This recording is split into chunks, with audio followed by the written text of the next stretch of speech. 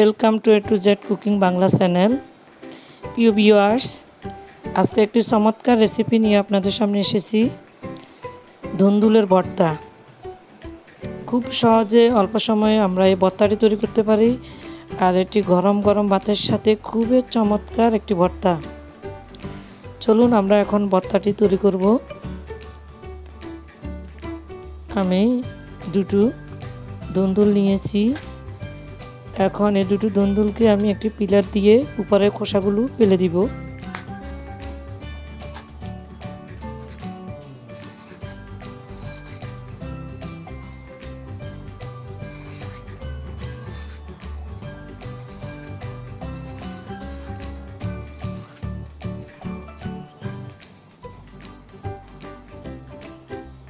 এই দুটোকে ভর্তা বানানোর জন্য আমি নিয়েছি পেঁয়াজ কুচি, সরষের তেল, লবণ আর শুকনো এবং কাঁচামরিচ, দুই রকমের মরিচ আমি নিয়েছি।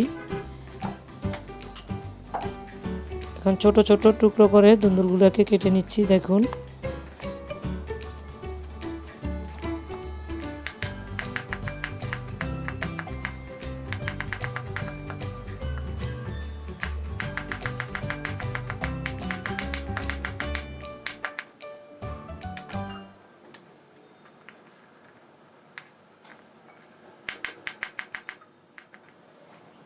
সবগুলোকে আমি ছোট ছোট সাইজ করে কেটে নিয়েছি।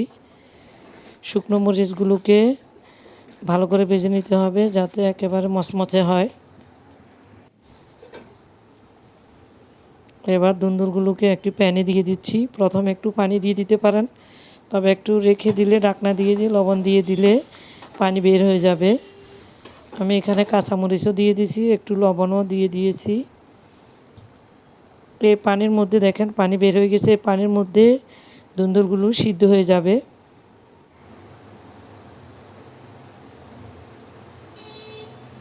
সিদ্ধ হতে 3-4 মিনিট সময় লাগবে। এই যে পানিগুলো শুকিয়ে আসছে, ধুন্দুলগুলো সিদ্ধ হয়ে গেছে। এখন আমি এগুলোকে নামিয়ে ঠান্ডা করে নিব। এবার শুকনো মরিচগুলোকে আমি কাঁচামরিচ একসাথে থেতলিয়ে নিয়েছি। দেখুন, এবার পেঁয়াজ কুচিগুলোকে ভালো করে মিক্স করে নিচ্ছি। দিয়ে দিচ্ছি সরিষার তেল,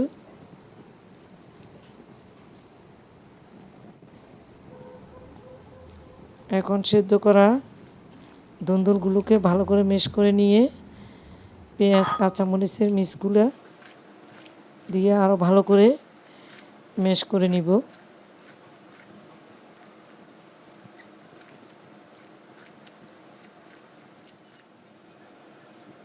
এই যে দারুণ একটি ভর্তা তৈরি হয়ে গেল, খুবই চমৎকার। কালারটাও কিন্তু খুবই সুন্দর, খেতেও অনেক চমৎকার। তো এই ভর্তাটি করে সবাই আমাকে কমেন্ট বক্সে জানাবেন। আল্লাহ হাফেজ। পরবর্তী ভিডিও